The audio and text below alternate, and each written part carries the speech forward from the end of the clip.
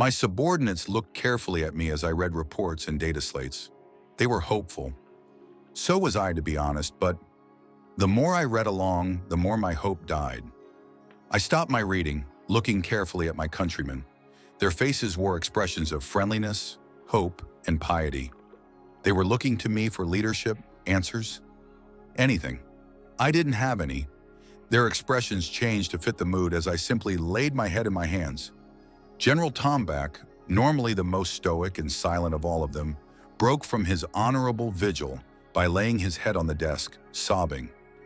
Admiral Olnar procured a bottle of Wadrod and started drinking. The Secretary of the Treasury helped himself to a glass of it before the Master of Agriculture stole the glass and gulped it down before anyone could protest. The scene that played out in front of me was little more than a small-scale version of what was inevitably going to happen across the entire nation. As the room descended into sobbing and madness, I looked over the reports one more time. Crop yields produced barely 30% of what they made last season. We have enough stocks if we ration carefully to last us next year. Then it's over. At the rate the soil is depleting, the next harvest will be the last. Compounding that, the water supply is running low. We have the choice of either watering crops or feeding the people. We can't do both.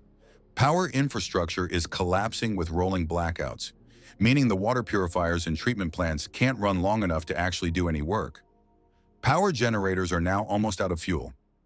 We have enough electricity supply to last us maybe a month if, and only if we shut down everything except the hospitals and water pumps. Rationing is out of control.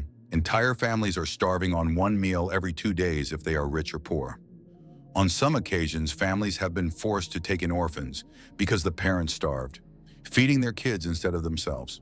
No rioting, but that won't last long once supplies are gone. We have 6 months of food. If we only eat once every week, maybe, then after that. I shook my head at the implication and continued looking through the data slates. Something, anything. There has to be something we could do. I tried to think a bit. I stood from the desk and looked out the window. My face turned to even greater despair when I saw the dead grass, its blue coloration replaced by brown and red. The trees were slowly dying out now. Even at the height of spring, no flowers, no leaves, just browns and grays. I returned to my seat and went right back to despair. I tried to think. The men in front of me began to throw fisticuffs and insults. Blame began to be thrown about and tempers flared. Just then, one of the soldiers barged in. Highly irregular, but he was agitated. His large eyes were more expressive than usual. He burst in the room and immediately charged towards me, ignoring the usual necessary bows and salutes. He slammed his hands on the table, shaking me from my concentrated despair.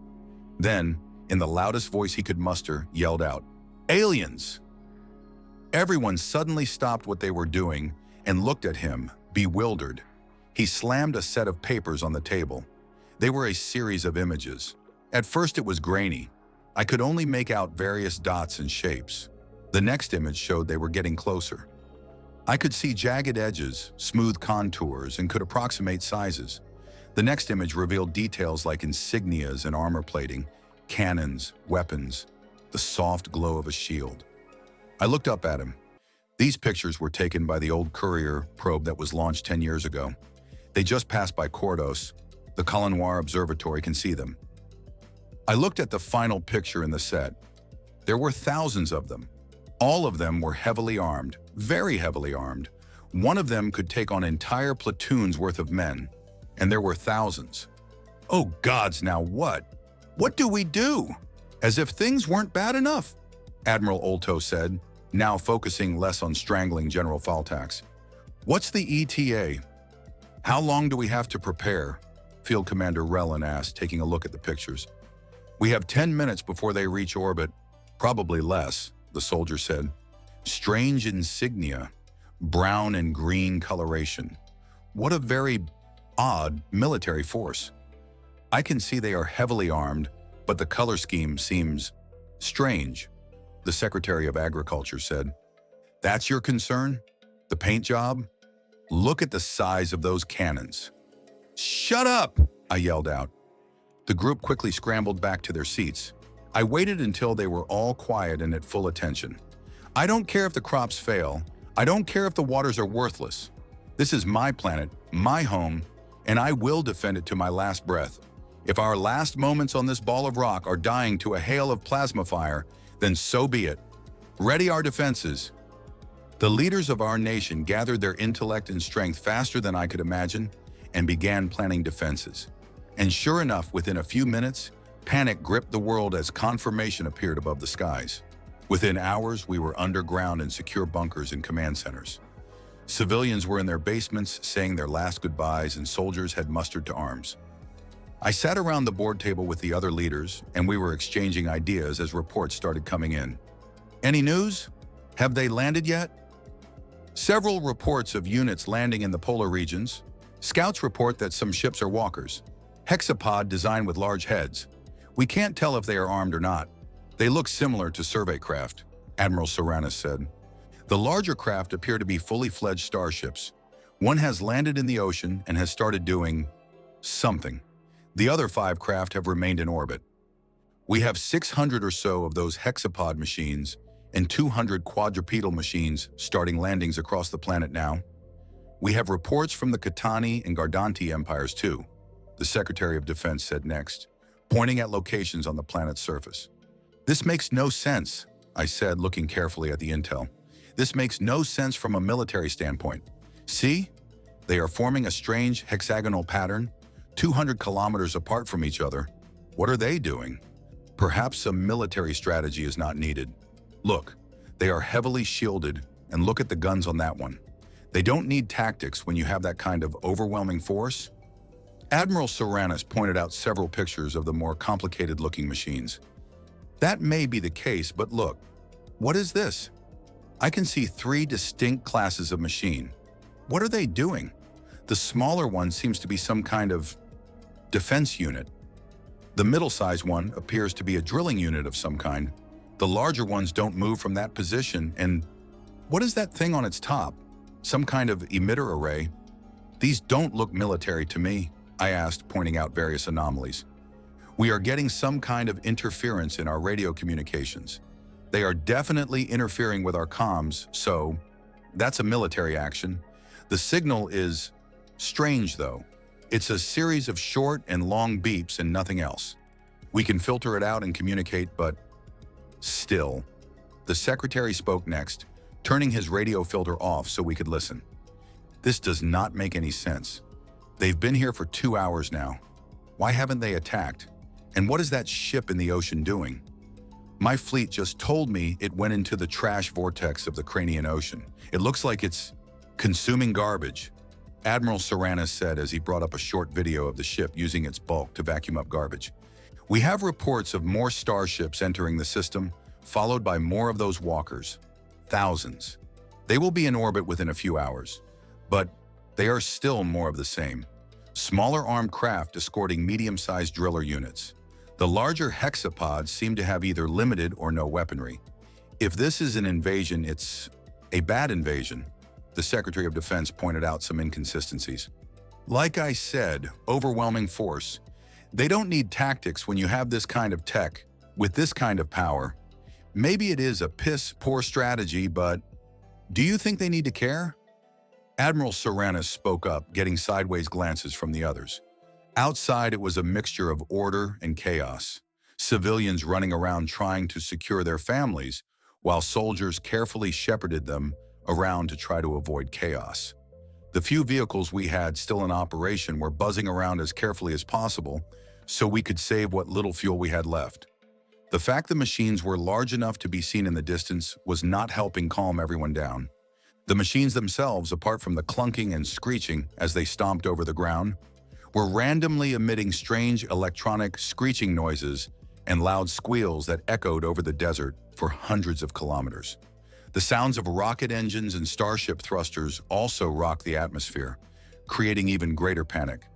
Something isn't right here. I spoke over the noise of the command station. Why is their logo a cartoon tree? I pointed towards a close-up photo of the larger machine that was closest to us. Prominently on its sides of the head of the machine was a picture that looked like a circle surrounding a cartoon tree. Getting new reports, sir. New machines have landed. They are dropping in close to cities. The lights flickered and the ground shook as we felt the massive machines land above us, followed by the muffled screams of those who witnessed it and immediately began panicking. We started hearing the desperate clang of gunfire as panicked citizens and soldiers started to open fire. Reports began flooding in of the machines being hit by our weapons and our guns doing nothing, not even scratching the paint. The few vehicles we had began to fire the few shells we had in stock, only for the shells to disintegrate harmlessly against the machine's shields. I stood up from my seat and walked to the door. "Sir, what in the red sky are you doing?" my commander yelled out as he tried to stop me. "Those are my people," I yelled out and startled my fellows. A moment of shocked silence followed. "Look around you. Our food supplies will run out completely within the next year. Our water supply is contaminated to such an extent we don't have a future anyway. And look at this shit. Look at it. The planet is already dead. We already know it." Everyone hung their heads in sorrow and shame.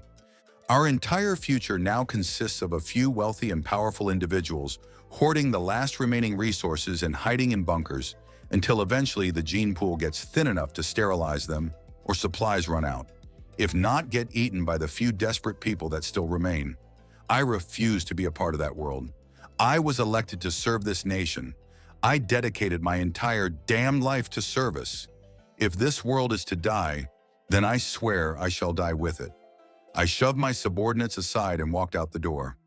I walked with my head high through the steel-reinforced corridor, where eventually I encountered my people. Mothers and crying children huddled in corners and against the walls, cowering from the clanging noises and gunfire. The few men who were too starved or weakened to fight were with them, holding their families. I smiled my best smile at them as I walked outside. "Hold your fire! I said hold your fire, damn it!" The sergeant on duty yelled through his comms, trying to rally his men and stop the panic. Some men ignored him and continued to meaninglessly expend ammunition we didn't have. He grabbed several panicking soldiers and belted them one right across their faces, yanking their weapons away and sitting them down, trying to calm them. I saw it firsthand. It was just standing there staring at us. Massive beast of heavy metal the size of a 20-story building, 6 bulbous legs with massive claws for feet that dug into the ground. Mounted on top, almost like a crab, was a huge head with spiky protrusions jutting from it, a combination of both antennae and heavy armor plating. The plating looked arranged just so, giving the machine a sort of face, with 2 large red streaks serving as its eyes. I stared it down, opened my arms and screamed out, "Do your worst! Do you hear me, machine? We have endured greater threats than you. We shall always endure. Do your damned worst." I got a cheer of support and enthusiasm from my advisors, followed by all of us readying our weapons for a final firefight. The machine moved, tilting its head down and forward, directly looking at me.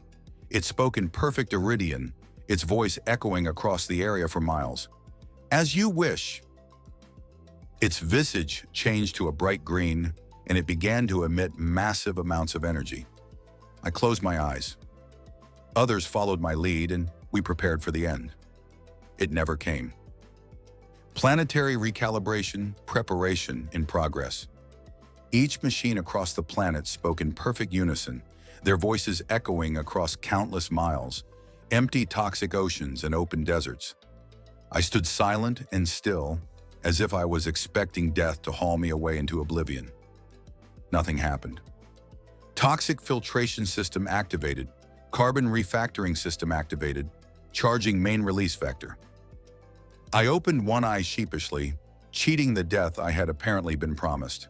The only thing I saw was the giant machine being swallowed by a mass of green and blue energy particles. Genetic cloning operation ready. Wildlife reseeding system operational. What? Cloning? Wildlife reseeding? Toxic filtration? What were these machines doing? My arms grew tired and fell to my side. I looked around me. Most had given up as I did and were simply looking around to see what the blazes was going on. Planetary recalibration preparation complete? Everyone was dumbstruck, unable to respond, and just stood there. Having heard the machine's echoing words and lack of gunfire, families and children filtered out from the bunker and stood to watch. System active. The energy collected and blasted upwards into the skies like a pillar of light leading to the heavens. The entire planet was instantly blanketed in a shield of green and blue as the energy dispersed. Atmospheric pressure shielding at maximum. Refactoring gravitational field complete. For a split second, we felt a little lighter, then a little heavier, then normal again. Recalibration procedure commenced. T-minus 31 minutes to completion. Stand by. The world around us began to shift and change. The area immediately surrounding the machine withered away what little life was left in the ground, with a static shock of some kind. Then a bubble of green and blue energy began to radiate around it. As the bubble contacted the ground, life instantly appeared. The all-too-familiar bluegrass of our planet, grass I had not seen in over a decade, began to grow in furious force as months of growth took place in mere seconds.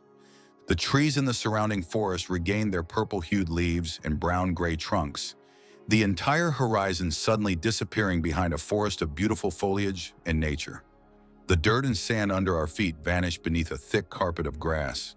Any spot that had exposed soil of any kind or quality now had patches of flowers or a thick carpet of grass, saturating its every available surface. It was at this moment I captured the most beautiful sunset I had ever seen. The mountains superimposed in the background, a freshly fallen blanket of snow topping the peak, with the first storm clouds seen in over 10 years now slowly closing in on the horizon. The sunlight now of purple and gold shining through the tree branches, saturating the world in a beautiful soft glow, a mixture of gold and purple. The storm clouds over the horizon gathered ever closer, and the thunderous rumble of approaching rain could be heard above the noise of the machines. Rain. I looked around me and saw the children with fear on their faces. Most of them had never even seen rain or a storm, so were now clutching their parents' hands tightly, clinging to them for safety. The sunlight vanished and the darkness kept at bay only by the soft light of the machine's energy. A wave of celebration and elation overcame us all as the first drops of rain felt in 10 years began to hit the ground. As if overcome by a strange force, all of us began to dance in the rain. Flailing arms and tapping feet began to join the chorus of fresh water falling from the sky, bathing both us and the ground in life-giving water. We forgot ourselves for the next few hours and simply danced away the night until we got too wet or tired and retreated to our bunkers or homes to sleep. While we were asleep, the machines continued their work. In the morning, I awoke and walked outside. Barely moments later, I heard a sound I hadn't heard in 40 years, the loud territorial shriek of a swallowtail squall. I looked, and indeed, there it was, its long, angular beak waving at me as it flapped its leathery wings defensively. The machine still stood in silence nearby, its energy fields dissipated. Now the only thing heard was the quiet hum of nature's beautiful sounds. Noises I thought I would never again hear filled my mind. And for the first time in as long as I can remember, I took a deep, long breath of the freshest, sweetest air I have ever had. Slowly, as the other people woke up and joined me, I walked around. And for the first time since forever, I took my shoes off and felt the beautiful softness of blue grass underneath my feet. A few hours past morning, the machine startled us all as it began moving again.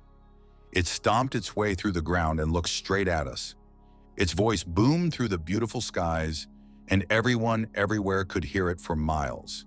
Even those underground still could hear it. We are humanity. You are not alone anymore. Listen and listen well. The terraforming procedures we just completed are nothing more than a measure to buy you time. This planet's biosphere is too unstable. It will die eventually, want it or not. Focus your efforts now on getting into space and colonizing other worlds. You have been supplied with fuel, tech, equipment, and enough food to give you a chance that we never had. Do not waste it. We will be waiting for you. The machines began to lift themselves into the air and off the planet, and within mere minutes we were alone again. I took a long, deep breath one more time as we waved our saviors goodbye. The chaos began anew as commanders and officers began barking orders and securing supplies left by the humans' machines. Hydrogen engines, wind turbine blueprints, water filtration units, and hydrofusion reactors. It was all up to us at this point. Tech we could only dream of was at our fingertips. We are coming, humanity. We owe you a beer. Thanks for watching Techno Titan Universe. Subscribe for more.